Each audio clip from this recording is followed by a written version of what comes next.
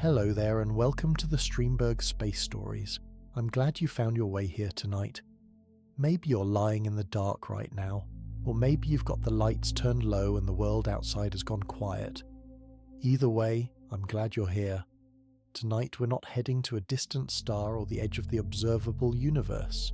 We're staying much closer to home, just a few hundred kilometers above your head. And what we find there might unsettle you more than anything out in deep space. Before we begin, if these calm explorations of science help you drift off, or simply give you something thoughtful to carry into the night, feel free to like and subscribe. It really does help others find their way here too. Drop a comment if you feel like it. Now settle in, let your breathing slow. You don't need to do anything at all, just listen. Right now, as you listen to this, there is a cloud around the Earth. Not a cloud of water or gas or anything that belongs to the natural order of things.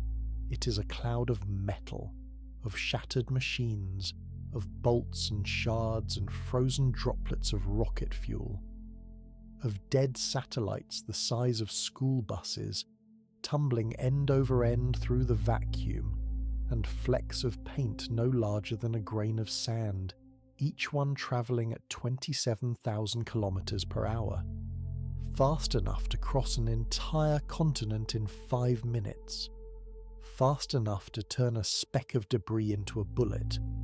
From the ground, you cannot see it. On a clear night, you might catch the glint of a satellite passing overhead, a bright point of light tracing a patient arc from horizon to horizon. It looks serene, almost gentle, but what you're really seeing is the outermost edge of a problem that humanity has been building, piece by piece, launch by launch, for nearly 7 decades.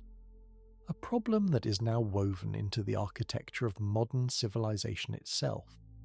There are, at this moment, tens of thousands of objects large enough to be tracked by military radar networks circling our planet.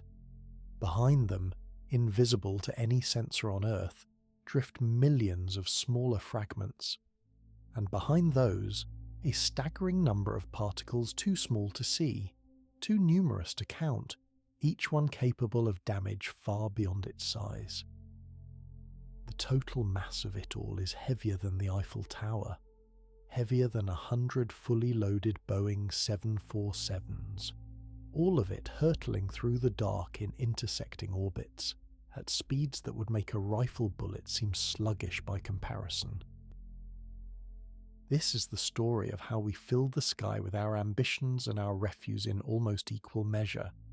It is the story of space debris, and like many of our most consequential stories, it begins not with a warning but with a triumph.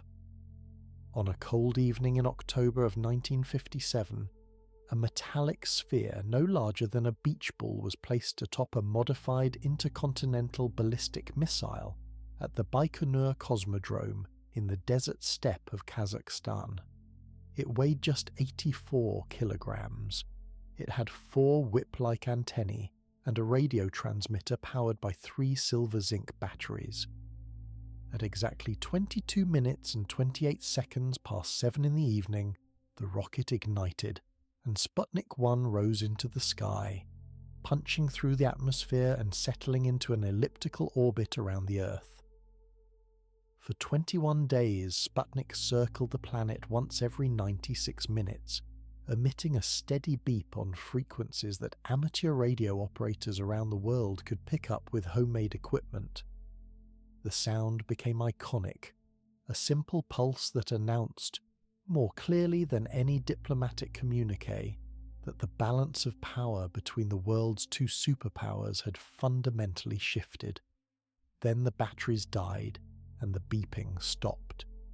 In January of 1958, atmospheric drag pulled Sputnik back toward Earth, and it burned to nothing on re-entry.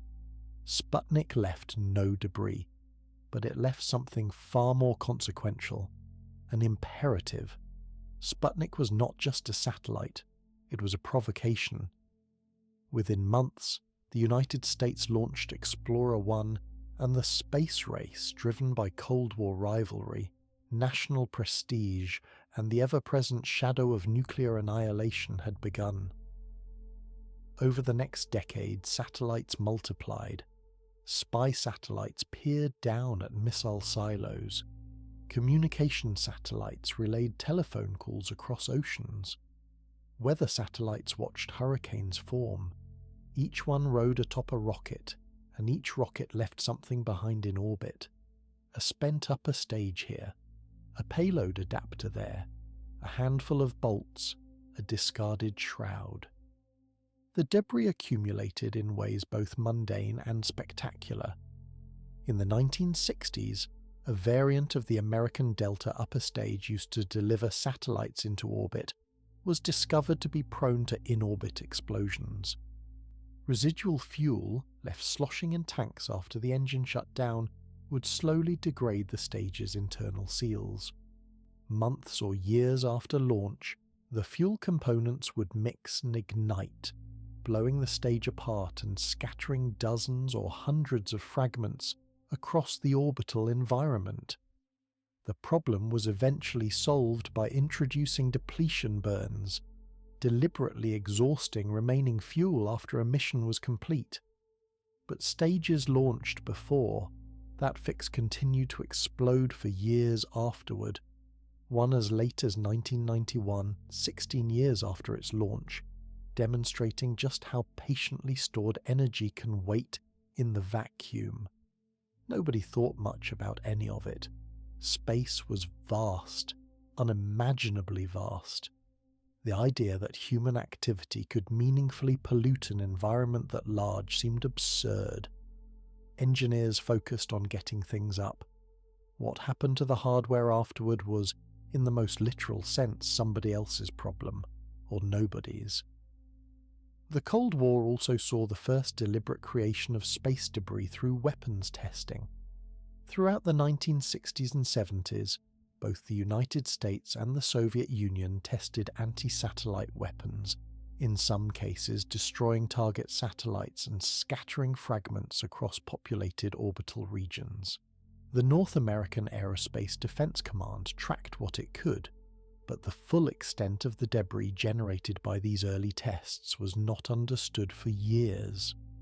Through the 1960s and 70s, launches continued at a pace driven by geopolitics.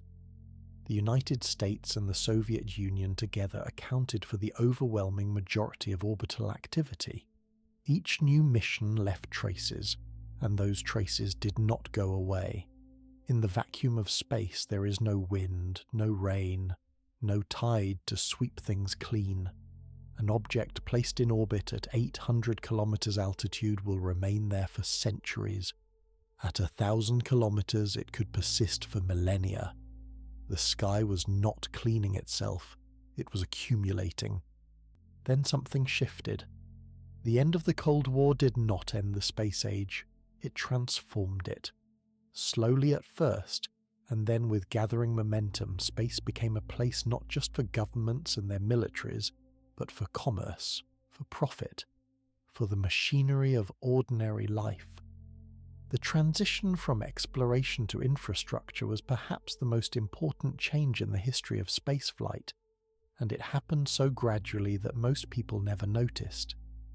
The Iridium constellation, launched in the late 1990s, was among the first attempts to build a commercial satellite network for global communications. It was a commercial failure, but a technological precedent. Globalstar followed, then Orbicom, then others. Each put more hardware in orbit. Meanwhile, the cost of reaching space was declining.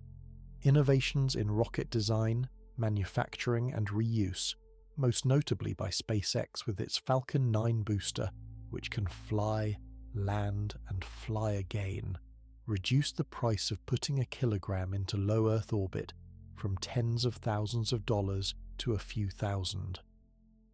The economic barriers that had once limited space to superpowers and their richest allies were falling, and with them fell the constraints on how much we could put up there. By the late 1990s, there were roughly 700 active satellites in orbit. By 2010, about 1,000. These numbers feel almost quaint now, because what came next was an explosion. In 2019, SpaceX began launching its Starlink constellation, sending batches of 60 satellites into low Earth orbit at a time, sometimes multiple times per month. The cadence was unlike anything the space industry had ever seen. By 2025, SpaceX was launching more than 2,300 satellites per year, adding roughly 5 terabits per second of new internet capacity to the network every week. Other companies followed. Amazon announced its Kuiper constellation. China began deploying its Guoang and G60 networks. By the start of 2026, there are more than 14,000 active satellites circling the Earth, and roughly 65% of them belong to a single company. SpaceX's Starlink constellation alone now numbers well over 9,000 operational spacecraft. To appreciate how dramatic this change has been, consider this. From Sputnik in 1957 through the end of 2018, a span of 61 years, humanity launched approximately 8,500 satellites in total. In the 6 years since, that number has nearly tripled. We have placed more objects in orbit in the last half-decade than in the entire preceding history of spaceflight. Let us try to put the current situation into sharper focus. According to the European Space Agency's Space Debris Office, whose statistics were last updated in January of 2026, roughly 7,170 successful rocket launches have occurred since 1957. Those launches have placed approximately 25,170 satellites into Earth orbit. Of those, about 16,900 remain in space, and around 14,200 are still functioning. The rest are dead, derelict, drifting. But satellites are only part of the story. Every launch also leaves behind rocket stages, payload adapters, lens covers, and other mission-related hardware. When you add all of that together, the number of objects large enough to be routinely tracked and catalogued by space surveillance networks climbs to roughly 44,870. The United States Space Force, which operates the most comprehensive tracking system, reports monitoring more than 47,000 objects. These are only the things we can see. Below the threshold of routine tracking, which is roughly 10 centimeters in low Earth orbit, lies a much larger and far more troubling population. Statistical models maintained by the European Space Agency estimate that there are approximately 54,000 objects larger than 10 centimeters in orbit, including active satellites. Below that, there are an estimated 1.2 million objects between 1 and 10 centimeters, and below that, roughly 140 million fragments between 1 millimeter and 1 centimeter. Imagine for a moment 140 million particles of shrapnel, each one invisible to the naked eye, each one capable of puncturing a spacesuit or cracking the window of a space station, all travelling at speeds many times faster than a bullet. That is the environment through which every astronaut, every satellite, and every space station must now navigate. To understand why even tiny debris is so dangerous, you need to understand speed. In low Earth orbit, objects travel at approximately 7.8 kilometers per second. That is 28,000 kilometers per hour. At that velocity, a marble-sized fragment of aluminium carries the kinetic energy of a hand grenade. A paint fleck can pit a spacecraft window. A 1 centimeter object can penetrate the aluminium hull of a typical satellite. A 10 centimeter fragment can completely destroy a spacecraft, shattering it into thousands of new debris pieces, each one now a potential threat to something else. The physics are merciless.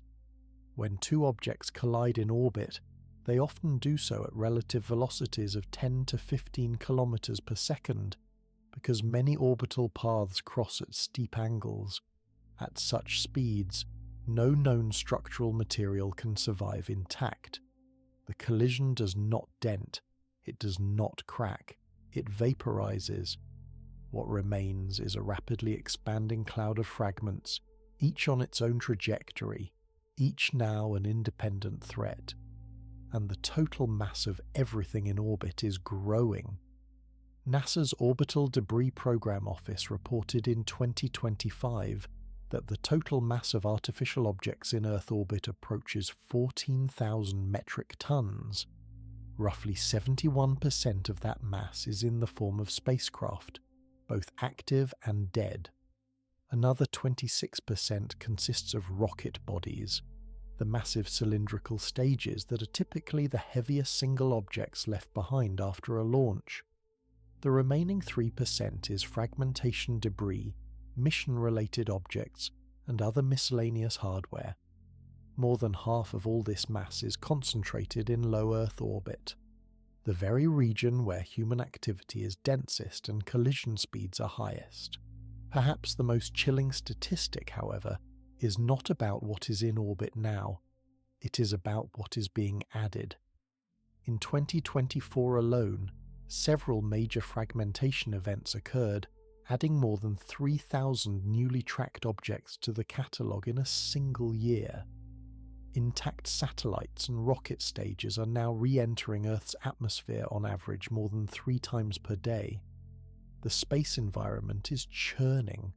Things go up, things break apart, things come down, and every year the balance tips a little further toward accumulation. In 1978, a NASA astrophysicist named Donald Kessler published a paper that would, over time, become one of the most consequential predictions in the history of space science. Working with his colleague Burton Coeur-Palais, Kessler applied mathematical models originally developed to study the asteroid belt to the growing population of artificial objects in Earth orbit. What he found was unsettling. Kessler demonstrated that beyond a certain density of objects in a given orbital region, collisions would begin to generate new debris faster than natural forces, primarily atmospheric drag, could remove it. Each collision would produce fragments, and those fragments would increase the probability of further collisions, which would produce still more fragments in an escalating chain reaction. The result would be a self-sustaining cascade that could, over decades or centuries, render entire orbital regions unusable. This scenario became known as the Kessler syndrome. For years, the Kessler syndrome was treated as a distant theoretical concern, something for future generations to worry about. The movie Gravity, released in 2013, brought the concept to a mass audience, depicting a cascading debris event that unfolds within hours.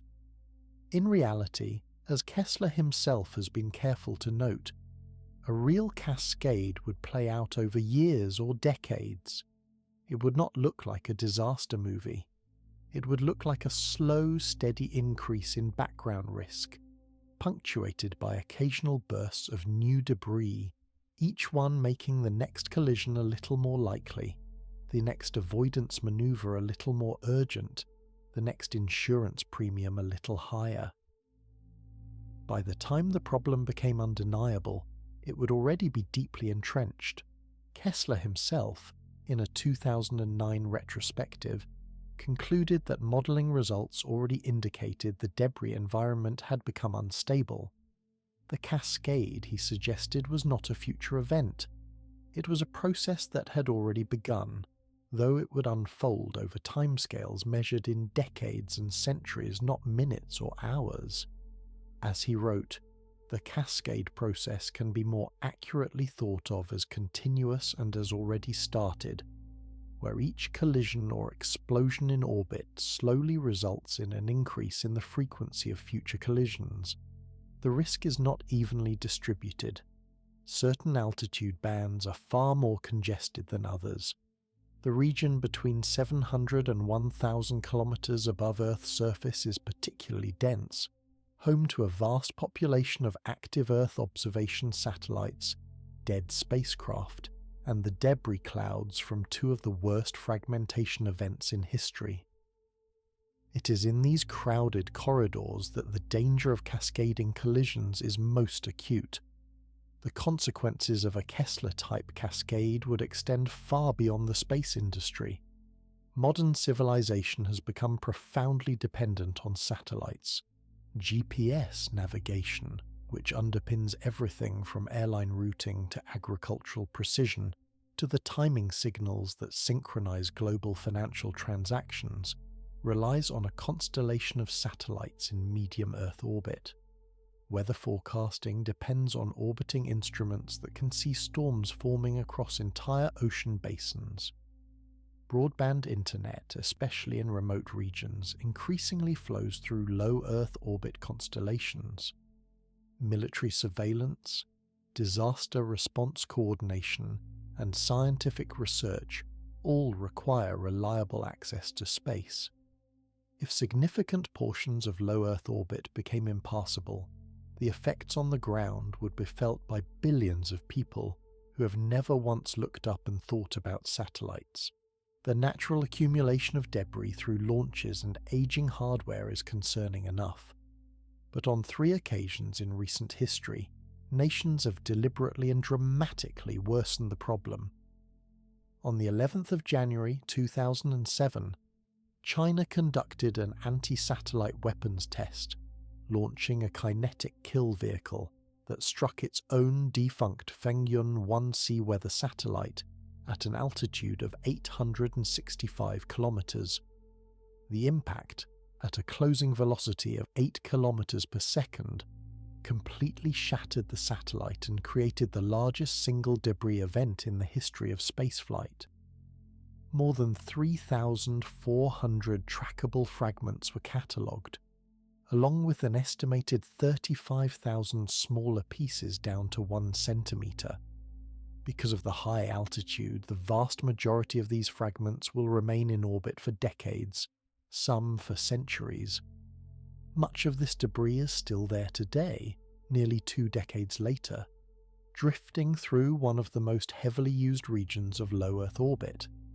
Russia conducted a similar test on the 15th of November, 2021, using a Noodle missile to destroy its own defunct Cosmos 1408 satellite. The explosion generated more than 1,500 pieces of trackable debris and immediately threatened the International Space Station, whose crew of 7 astronauts and cosmonauts was forced to take shelter in their docked capsules as the station passed through the debris cloud. The crew sheltered for more than 2 hours, closing and reopening hatches to the station's modules every 90 minutes as they orbited through the danger zone. India tested an anti-satellite weapon in 2019, and the United States did the same in 2008. The American and Indian tests, conducted at significantly lower altitudes, produced debris that decayed relatively quickly. The Chinese and Russian tests at higher altitudes did not. Their debris will persist for generations. In April of 2022, in the wake of Russia's test, the United States announced a voluntary moratorium on direct ascent anti-satellite weapons testing, and called on other nations to follow suit. Some did, but the technology exists in at least 4 countries, and the temptation to demonstrate it, particularly during periods of geopolitical tension, remains. Given the sheer number of objects hurtling through orbit and falling back to Earth, a natural question arises. Has anyone ever been killed by space debris? The answer, as of early 2026, is that no confirmed death has ever been directly attributed to a piece of falling space junk. But this is not the same as saying the risk is negligible. The history of near misses is longer and more sobering than most people realize. In 1969, 5 sailors on a Japanese ship were injured when debris believed to be from a Soviet spacecraft struck the deck of their vessel. In 1972, 4 red-hot titanium spheres, each weighing nearly 14 kilograms, crashed in a 16-kilometre radius just outside the town of Ashburton, New Zealand, remnants of a failed Soviet Venus probe. In 1979, NASA's Skylab space station broke apart during an uncontrolled re-entry and scattered debris across a wide swathe of Western Australia. Pieces were found in fields and on roads, though no one was struck. In 1997, a woman named Lottie Williams, walking in a park in Tulsa, Oklahoma, felt something tap her on the shoulder. It was a lightweight piece of charred woven material, later identified as debris from a Delta II rocket booster. She was not injured. She remains, as far as is publicly known, the only person ever to have been directly struck by a piece of returning space debris. But the trajectory of risk is changing. On average, one catalogued piece of debris falls back to Earth every day. The number of intact objects re-entering the atmosphere has been rising sharply as older satellites and rocket stages complete their orbital decay and as newer satellites are deliberately deorbited at the end of their operational lives. In December of 2024, a 500-kilogram ring with a 2.5-meter diameter fell on a village in Makueni County, Kenya. In February of 2025, fragments from a SpaceX Falcon 9-second stage survived re-entry and damaged property in a village in Poland. In September of 2025, a large cylindrical fragment with a 1.2-meter diameter was found in Chaco Province, Argentina. A study led by researchers at the University of British Columbia calculated that the risk of a single human casualty from falling space debris could reach roughly 10% per year by the mid-2030s if current trends in satellite deployment and deorbiting continue. The United States Federal Aviation Administration has produced even higher estimates under similar assumptions, projecting that one person on the planet could be expected to be injured or killed every 2 years. It is worth noting that these are statistical projections, not certainties. But the trend is clear. The more objects we put into orbit, the more objects must eventually come down. And the more that come down, the more likely it becomes that one of them will find its way to an unlucky patch of ground. While the ground-level risk is still largely a matter of statistics, in orbit the danger is immediate and has already produced catastrophic results. The most significant accidental collision in the history of spaceflight occurred on the 10th of February 2009 at an altitude of 789 kilometers above the Taimyr Peninsula in Siberia. Iridium-33, an active American communications satellite weighing 560 kilograms, collided with Cosmos 2251, a defunct Russian military satellite weighing 950 kilograms. The two objects struck each other at a relative velocity of 11.7 kilometers per second, roughly 26,000 miles per hour. Both were instantly destroyed. The collision generated nearly 2,000 pieces of debris larger than 10 centimeters and thousands of smaller fragments. By 2024, 15 years after the event, more than 1,100 pieces of tracked debris from the collision remained in orbit.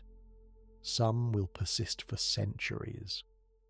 A piece of Cosmos 2251 debris passed within 120 meters of the International Space Station on the 24th of March, 2012, close enough that the 6 crew members on board were ordered to take shelter in their docked Soyuz capsules until the object had passed.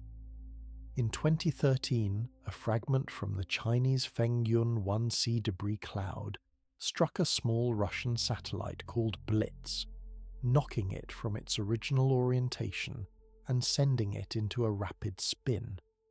It was a secondary collision. debris from one event damaging a satellite years later. Exactly the kind of chain reaction that Donald Kessler had warned about 35 years earlier. The Iridium-Cosmos collision was not the first orbital collision. In 1996, the French Cerise satellite was struck and damaged by a fragment from an Ariane 1 rocket that had been in orbit for a decade. In 1991, the Russian Cosmos 1934 satellite collided with debris and broke up. But the 2009 event was the first hypervelocity collision between two intact satellites, and it demonstrated, with irreversible clarity, that the theoretical risk was now a practical reality.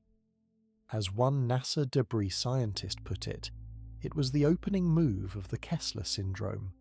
Beyond collisions, the catalogue of fragmentation events continues to grow. Spent rocket stages explode when residual propellant mixes and ignites. Batteries overheat and rupture. Pressurized tanks fail. In August of 2024, a Chinese Long March 6A rocket body broke apart in orbit, adding hundreds of new debris objects. Earlier the same year, multiple other breakup events were recorded. More than 650 fragmentation events have now been documented since the beginning of the space age. The International Space Station has had to contend with the debris problem throughout its operational life. As of April 2025, the station had performed 41 collision avoidance maneuvers since its initial assembly began in 1999. Each maneuver requires hours of preparation, careful coordination between mission control centers in Houston and Moscow, and the reconfiguration of the station's solar arrays to protect them from thruster firings. A typical maneuver involves a burn lasting roughly 2.5 minutes that raises the station's altitude by a fraction of a kilometer, just enough to shift the timing of the station's passage through the debris object's orbital plane. On several occasions, debris warnings have arrived too late for a maneuver to be executed, and the crew has instead been ordered to seal hatches and take shelter in their docked return vehicles, sitting in silence, waiting for the debris to pass. The crew has sheltered in this way at least 4 times, most recently after the Cosmos 1408 destruction we spoke of earlier. SpaceX's Starlink constellation, by virtue of its sheer size, has introduced a new dimension to the problem. According to the company's regulatory filings, between December 2024 and May 2025 alone, Starlink satellites performed more than 144,000 collision avoidance maneuvers. That number was, in the words of one industry observer, unfathomable just a few years earlier, when even a handful of such maneuvers per year for any satellite operator seemed like a great many. SpaceX's automated systems now operate at a collision probability threshold of 3 in 10 million, significantly tighter than the industry standard of 1 in 10,000. And the frequency of fragmentation events continues. In 2024, multiple breakup events added thousands of new tracked objects to the catalogue. In 2025, space debris led to what has been described as an orbital emergency, prompting renewed calls from scientists and regulators for more aggressive mitigation. Every new cloud of fragments increases the statistical probability of further collisions. The ratchet tightens. One of the ironies of the space debris problem is that the people most affected by it are overwhelmingly people who never think about space at all. Consider GPS. The Global Positioning System was developed by the United States military in the 1970s and became fully operational in 1995. Its constellation of satellites, orbiting at an altitude of roughly 20,000 kilometers, is well above the most congested debris regions. But the principle it illustrates is universal. We've built a civilization that relies, to a degree that would astonish anyone from even 40 years ago, on machines orbiting above our heads. GPS does not just tell you where to turn while driving. Its timing signals synchronize the clocks of cellular telephone networks. They underpin the timestamps on financial transactions worth trillions of dollars each day. They guide precision agriculture, allowing tractors to plant and harvest within centimeters of programmed paths. They coordinate the movements of shipping containers across the world's oceans. A study by the United States National Institute of Standards and Technology estimated that GPS contributes more than $1 trillion annually to the American economy alone. Now consider a thought experiment. What would happen if GPS simply disappeared for 1 week? Within minutes, navigation applications on hundreds of millions of phones would stop working. Delivery trucks would begin missing routes. Emergency services would lose their fastest method of locating callers. Within hours, cellular telephone networks would begin to experience synchronization failures, degrading call quality and data throughput. Many people do not realize that their phone conversations depend on satellites even when the phone itself connects to a terrestrial tower. The timing signals that coordinate the handoff of calls between towers, that prevent one conversation from overlapping with another, are derived from GPS. Within a day, the effects would cascade. Air traffic control would shift to less precise radar-based systems, reducing the number of aircraft that could safely occupy the same airspace, leading to mandatory spacing increases, holding patterns, and thousands of flight delays and cancellations across the world. Precision agricultural systems would go offline during critical planting or harvesting windows, affecting crop yields. Port operations, which rely on GPS-guided cranes and container tracking, would slow dramatically, delaying the arrival of goods ranging from medicine to food to fuel. Financial markets would face a more subtle but equally serious disruption. High-frequency trading systems and regulatory compliance mechanisms depend on nanosecond precise timestamps derived from GPS signals. Without them, markets could face forced shutdowns or disputes over the validity of transactions. Insurance claims would multiply. Contractual deadlines tied to GPS-synchronized time would become unenforceable. Supply chains, already strained by the ordinary frictions of global commerce, would begin to snarl. And this is just one constellation, in one orbital regime, serving one primary function. The loss of weather satellites would degrade forecasting accuracy to levels not seen since the 1970s. The loss of communication satellites would leave ships at sea without reliable contact, military forces without secure data links, and remote communities without internet or telephone service. The loss of Earth observation satellites would blind us to the progression of floods, fires, droughts, and the slow-motion changes of climate. Add to GPS the satellites that provide weather data, the satellites that relay broadband internet to ships and aircraft and rural communities, the satellites that monitor crop health and forest fires and floodwaters, the satellites that provide the backbone for military communications and intelligence, and the picture of our dependence becomes almost overwhelming. We have, in the span of a single generation, made orbital space as essential to the functioning of daily life as undersea cables or the electrical grid. And unlike those systems, orbital space has no redundancy. There is no backup orbit. There is no second sky. If the present is concerning, the projections for the near future are sobering. The numbers we have spoken of so far describe the present, but the future is accelerating.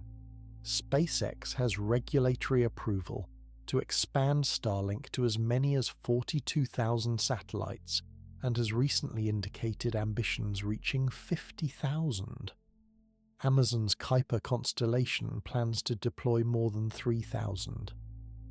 In January of 2026, China filed regulatory documents with the International Telecommunication Union for a constellation of approximately 200,000 spacecraft, a number that, if realized, would quadruple the long-term deployment goals of SpaceX. By 2030, conservative estimates suggest the global satellite population could exceed 60,000. More aggressive projections place the number significantly higher. The consequences for the orbital environment are difficult to overstate. Each new satellite must be tracked, its trajectory predicted, its collision risks assessed. The number of potential conjunction events, instances where two objects are predicted to pass close to one another, is already in the millions per week. On particularly bad days, the United States Commerce Department's fledgling traffic coordination system for space processes 1 million predicted conjunction events in a single 7-day forecast window. As the number of satellites grows, the number of possible conjunctions increases not linearly but exponentially. Automation is becoming essential. No human operator can evaluate 1 million close approach warnings per week. SpaceX's satellites already maneuver autonomously, firing their thrusters when onboard algorithms determine that the collision risk exceeds a defined threshold. But not all operators have the same capabilities or the same standards. Some constellations rely on ground-based commands. Some satellites have no propulsion at all. And critically, debris itself cannot maneuver. It simply drifts, mute and unresponsive, a permanent obstacle that every other object must work around. Some experts believe that without significant changes in how we manage orbital space, a tipping point could be reached within decades. Not a sudden catastrophe, but a gradual degradation, a slow accumulation of risk that makes certain orbital regimes increasingly hazardous, drives up the cost of operating there, and eventually makes them impractical for new missions. Others argue that the problem is already more advanced than most people recognize. The debate is not really about whether the Kessler syndrome will eventually manifest. It is about whether it has already begun. The concept of space traffic management, analogous to air traffic control but for satellites, is still in its infancy. The United States Commerce Department has been developing a system called TraCSS, the Traffic Coordination System for Space, but its future is uncertain. Portions of its budget have been rescinded, and there is political debate over whether it should exist at all. Meanwhile, there is no equivalent international system. Different nations and different operators use different tracking data, different standards, and different thresholds for what constitutes an unacceptable collision risk. The result is a patchwork of uncoordinated efforts in an environment that demands precision and cooperation. Perhaps most concerning is the question of what happens when something goes wrong not gradually, but suddenly. A single catastrophic collision between two large objects, a dead rocket stage and a defunct satellite, say, in a congested altitude band, could generate thousands of new fragments overnight. Those fragments would increase the collision risk for every other object in that orbital region, potentially triggering secondary collisions within months or years. Modelling by the Interagency Space Debris Coordination Committee suggests that removing just 5 to 10 of the most statistically dangerous objects per year could meaningfully reduce the long-term probability of cascading collisions. But no such program exists. The objects sit in orbit, inert, anonymous, waiting. The idea of cleaning up space debris has existed almost as long as the debris itself. In practice, it has proven extraordinarily difficult. The fundamental challenge is one of physics and economics. Every piece of debris is in its own unique orbit, travelling at its own velocity, tumbling at its own rate. To capture and deorbit a single object, a spacecraft must rendezvous with it, match its orbit, approach it without colliding, grapple it despite its tumbling motion, and then either drag it into the atmosphere or push it to a safer orbit. Each step requires precision, propulsion, and time, and each mission addresses only one or two objects out of tens of thousands. The European Space Agency has been at the forefront of efforts to develop active debris removal technology. Its ClearSpace 1 mission, contracted in 2020 to the Swiss startup ClearSpace, aims to capture and deorbit the Proba 1 satellite, a 94-kilogram spacecraft that has been in orbit since 2001. The mission servicer will use 4 robotic arms to grapple the satellite and then guide both itself and its captured target into a destructive re-entry. It is expected to launch around 2029. If it succeeds, it will be the first time a piece of debris has ever been actively removed from orbit. ClearSpace is also working with ESA on a follow-on demonstration mission called Prelude, targeting a 2027 launch, which will test autonomous rendezvous and proximity operations, the essential building blocks for any future debris removal program. The Japanese company Astroscale has been developing its own approach, testing magnetic capture technology and close approach operations in orbit. Other concepts are more exotic. Laser ablation systems would use ground-based or space-based lasers to vaporize a thin layer of material on the surface of a debris object, creating a small thrust that gradually slows it and lowers its orbit. Nets, harpoons, and tethers have all been proposed and in some cases tested in small-scale experiments. Each has advantages and limitations, and none has yet been demonstrated at operational scale. The economics remain daunting. Current estimates suggest that the cost of removing a single large debris object from orbit could be on the order of 20 million euros. With tens of thousands of dangerous objects to address, the total cost of any meaningful cleanup would be enormous, and there is a political problem that may prove even harder than the technical one. Under international space law, every object in orbit belongs to the state that launched it. No nation may remove another nation's debris without explicit permission. And a spacecraft capable of grappling and deorbiting a satellite looks, from a military perspective, very much like a spacecraft capable of disabling an enemy's satellite. This dual-use ambiguity has created profound reluctance among governments to fund or authorize debris removal operations even when the technical capability exists. The Interagency Space Debris Coordination Committee, which brings together the world's 13 major space agencies, concluded in a January 2025 report that mitigation alone, the practice of designing satellites to deorbit at the end of their lives, will not be sufficient.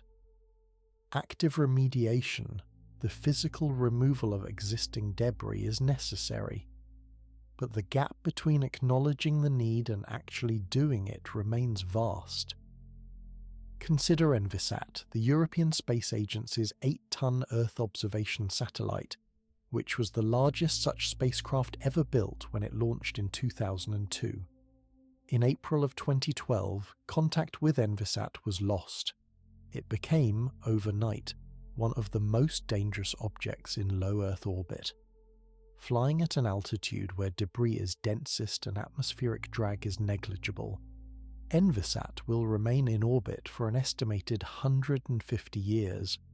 In that time, the probability that it will be struck by another object and shattered into thousands of fragments is not trivial.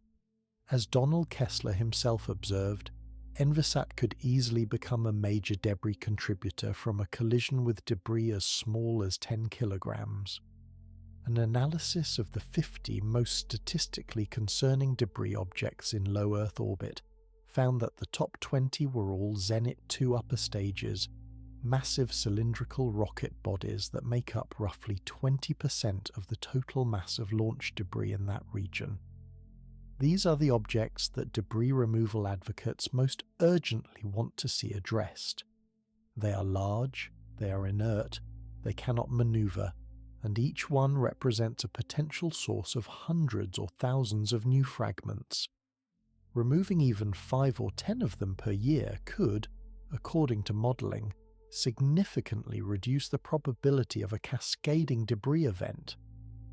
But at current costs, such a program would require billions in sustained investment with no immediate commercial return. There is a deeper question embedded in the space debris problem, one that challenges some of our most basic assumptions about the sky above us. Are orbital paths a finite natural resource? For most of human history, the space around Earth was simply empty, a void. It had no economic value and no strategic significance, but we have now filled it with enough hardware that certain orbital regions are becoming congested, contested, and degraded. Orbital slots in the geostationary belt, a ring 36,000 kilometers above the equator, where satellites appear to hover over a fixed point, have been allocated and regulated by international agreement for decades. But in low Earth orbit, the situation is far less orderly. There is no comprehensive system for allocating orbital space, no binding international agreement on how many satellites any one nation or company can deploy, and no enforceable standard for what happens to a satellite when it dies. The 25-year rule, a widely cited guideline recommending that satellites in low Earth orbit be deorbited within 25 years of the end of their mission, is increasingly seen as inadequate. Many in the scientific community are calling for a reduction to 5 years.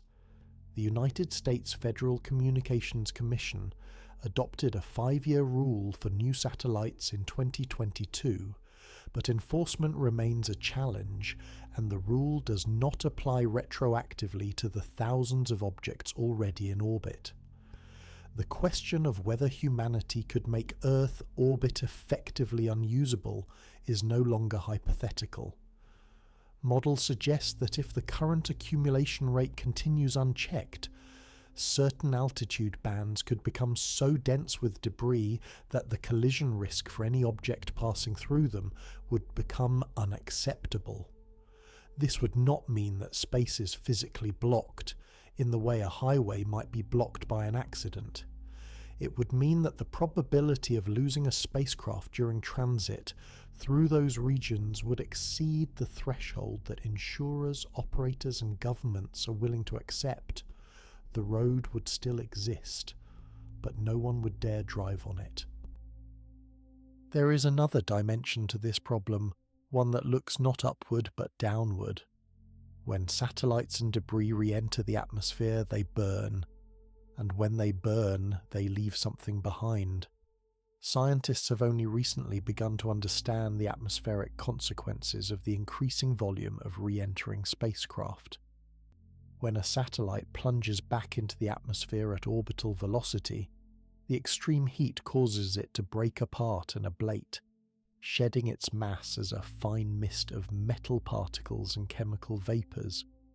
The most abundant material in most satellites is aluminium, which reacts with atmospheric oxygen to form aluminium oxide, a compound that has been identified as a catalyst for chemical reactions that deplete stratospheric ozone.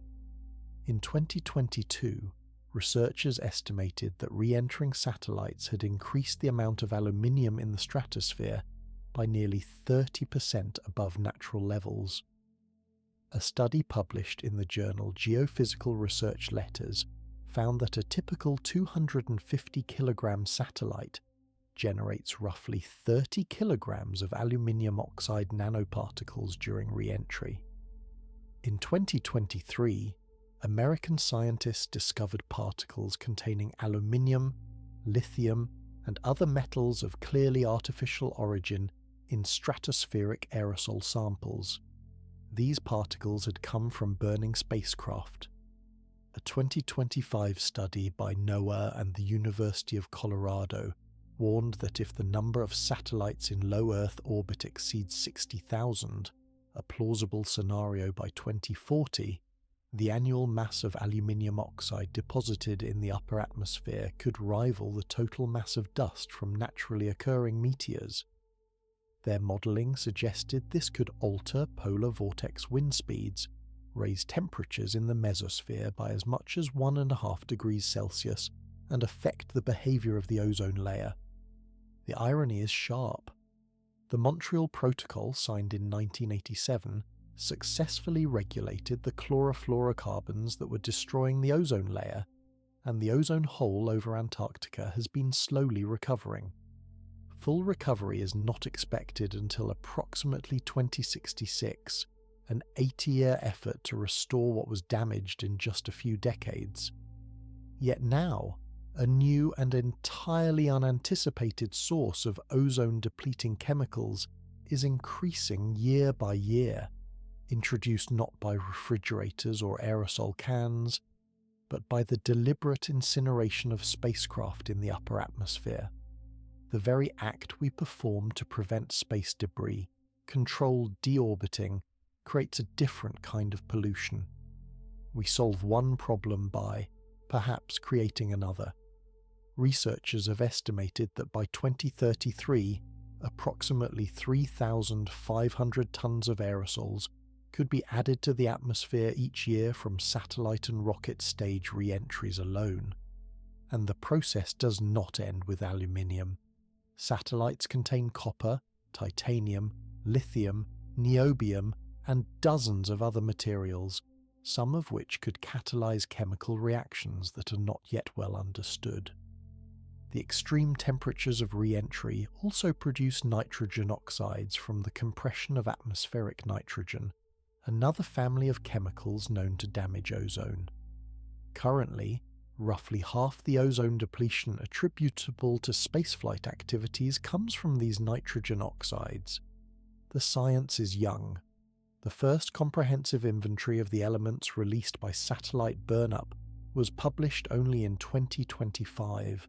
We are, in essence, conducting an uncontrolled experiment on the upper atmosphere, at a scale that is increasing exponentially, with a chemical composition that is poorly characterized, and with consequences that may take decades to become measurable. It is the atmospheric equivalent of dumping industrial waste into a river and hoping for the best. For astronomers, the proliferation of satellites in low Earth orbit has introduced a more immediately visible problem. The night sky itself is changing. Since the first large-scale Starlink deployments in 2019, ground-based observatories around the world have reported increasing interference from satellite streaks in their long-exposure images. A single satellite passing through the field of view during an observation can leave a bright line across the data, potentially ruining measurements of distant galaxies, transient phenomena, or near-Earth asteroids.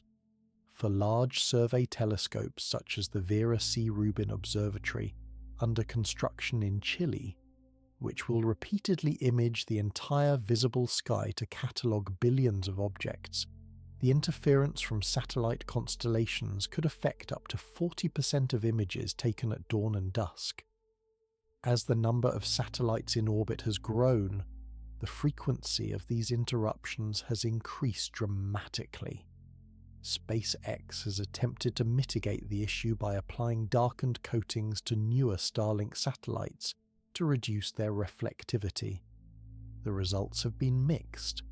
The satellites remain visible to the naked eye shortly after launch and during certain lighting conditions at dawn and dusk. Radio astronomers have also reported interference, as satellite transmissions occasionally overlap with sensitive frequency bands used for deep space observation. Amazon's Kuiper satellites, launched more recently, have also been found to be bright enough to disrupt astronomical research. There is something deeply strange about this moment.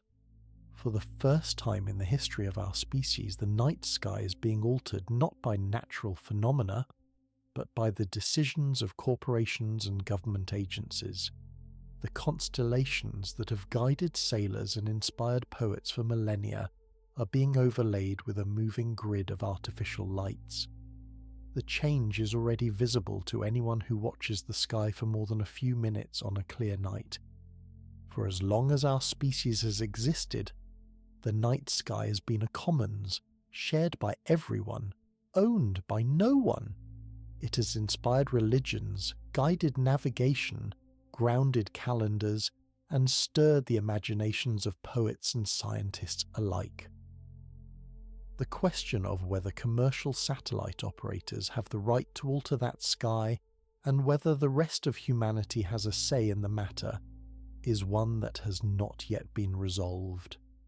It may be one of the defining questions of this century. Space debris cannot be separated from the broader question of the militarization of orbital space. The same technologies that track debris also track military satellites. The same satellites that provide broadband internet also carry military payloads. The same orbital regions where commercial constellations operate are also where intelligence, surveillance, and reconnaissance platforms fly. In recent years, several nations have deployed what are euphemistically called inspector satellites, spacecraft capable of approaching and observing other nations' satellites at close range. In early 2026, a Russian inspector satellite appeared to break apart in orbit, raising concerns about both the creation of new debris and the intentions behind such missions. The line between observation and hostility in orbit is thin, and the absence of clear international norms makes it thinner still. The weaponization of space debris itself has been discussed in strategic circles. A nation that deliberately triggered a debris cascade in a specific orbital region could, in theory, deny that region to an adversary's satellites. It would be a form of area denial, an orbital minefield. The damage would not be contained. It would spread, indiscriminate and irreversible, affecting every nation's assets in the affected region. It would be a kind of scorched sky policy, and the fact that it remains technically possible is a cause for concern among those who study space security. It is worth pausing to consider how often debris returns to Earth without anyone noticing at all. Every day, on average, at least one catalogued piece of space hardware completes its orbital decay and re-enters the atmosphere. The overwhelming majority of these objects burn up completely, their material converted to microscopic particles scattered across the upper atmosphere. Some leave brief, brilliant fireballs visible to anyone who happens to be looking up at the right moment and in the right direction. Most go entirely unobserved, their passage unrecorded. Of those that do not burn up entirely, the surviving fragments most often fall into the ocean, which covers 70% of the Earth's surface, or onto unpopulated land. The probability that any single piece of debris will land on a person or a building is extremely small. But the cumulative probability, considered across all the debris that falls in a given year, across all the years of increasing satellite deployment, is not small. It is growing, and it will continue to grow. The legal framework governing space debris is, to put it charitably, inadequate. The foundational document is the Outer Space Treaty of 1967, drafted during the Cold War and designed primarily to prevent the placement of nuclear weapons in orbit. It establishes that states bear international responsibility for their activities in space, and that a launching state is liable for damage caused by its space objects on Earth or to other nations' aircraft and spacecraft. But the treaty was written in an era when a few dozen satellites circled the planet, not tens of thousands. The Liability Convention of 1972 provides a mechanism for claims between states, but it has been invoked only once, in 1978, when Canada sought compensation from the Soviet Union after a nuclear-powered satellite, Cosmos 954 scattered radioactive debris across the Canadian Arctic. The settlement was $3 million Canadian dollars, a fraction of the cleanup cost. In practice, the question of who is responsible for a given piece of debris is often unanswerable. A fragment created by the breakup of a rocket stage launched by one country may drift for years before colliding with a satellite operated by a company headquartered in a second country and licensed by a third. The debris from that secondary collision may then threaten a space station crewed by astronauts from half a dozen nations. The chain of causation is long, tangled, and crosses every jurisdictional boundary that humans have drawn. There is no space traffic authority. There is no orbital police force. There is no court with binding jurisdiction over debris disputes. What exists instead is a collection of voluntary guidelines, national regulations of varying stringency, and a pervasive hope that the problem will not outpace the solutions. It is governance by optimism, and optimism, as the oceans and the atmosphere have taught us, is not a strategy.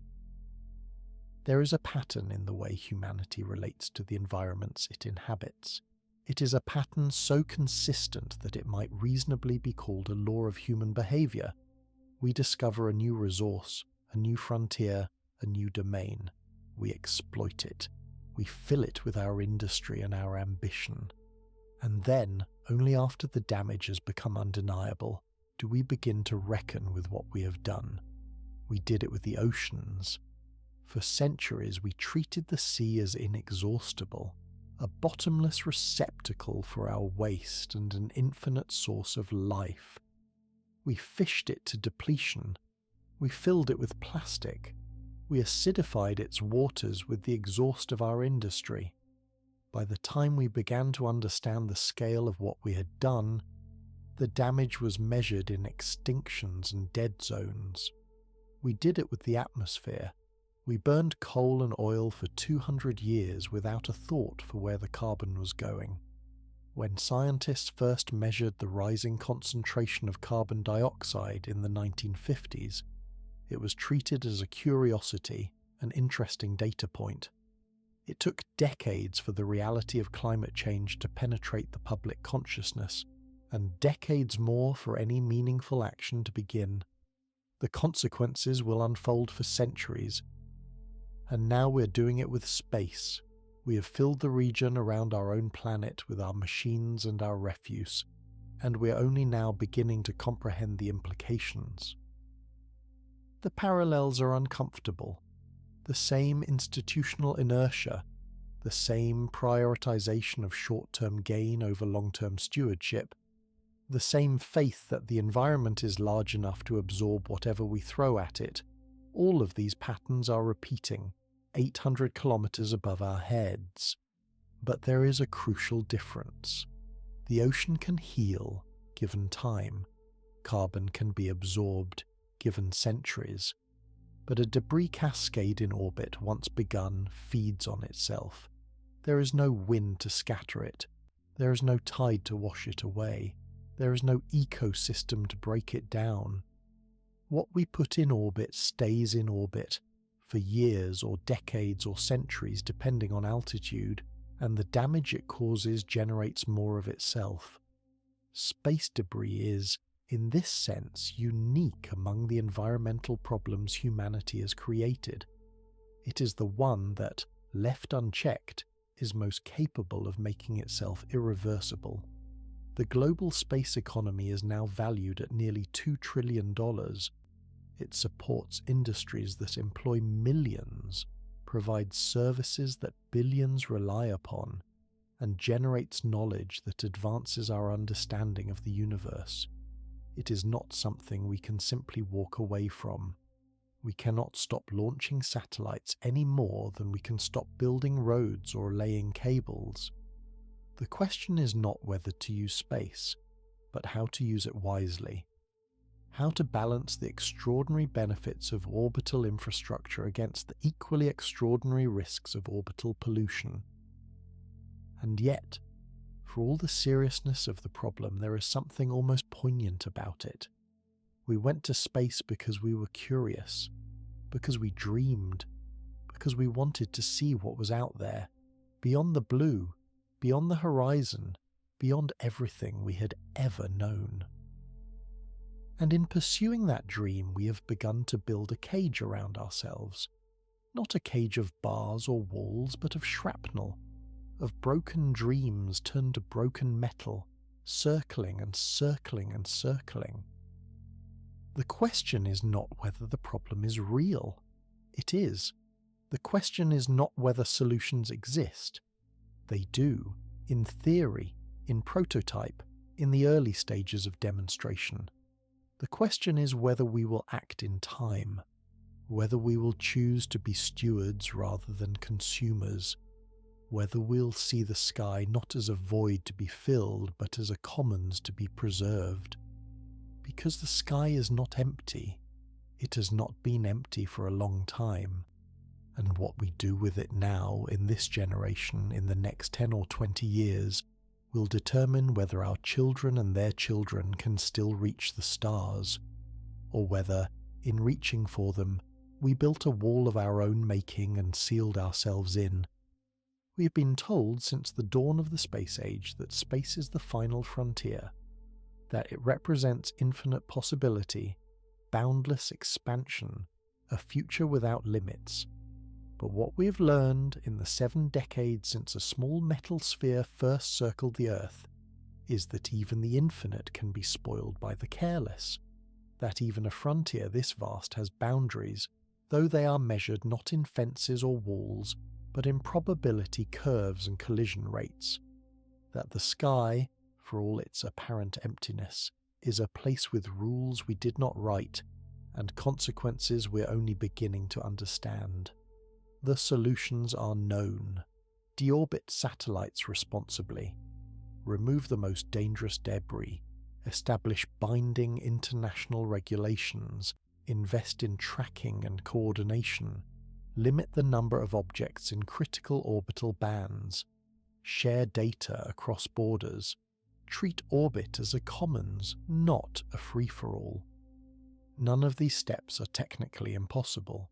All of them are politically difficult, and the clock, such as it is ticking.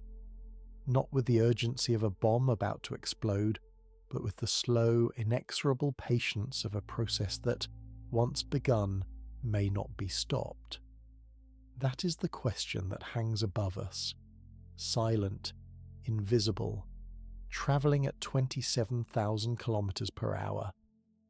Maybe your eyes have grown heavy by now. Maybe the world outside has gone quiet and the ceiling above you feels a little closer than it did an hour ago. That is all right.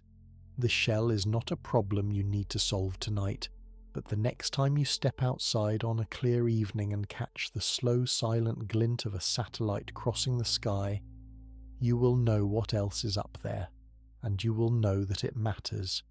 This has been a Streamberg Space Stories exploration. Thank you for being here. Thank you for listening. And if you drifted off somewhere along the way, that's perfectly fine. Sleep doesn't mean you missed the story. It means you've become part of it. Good night. If you enjoyed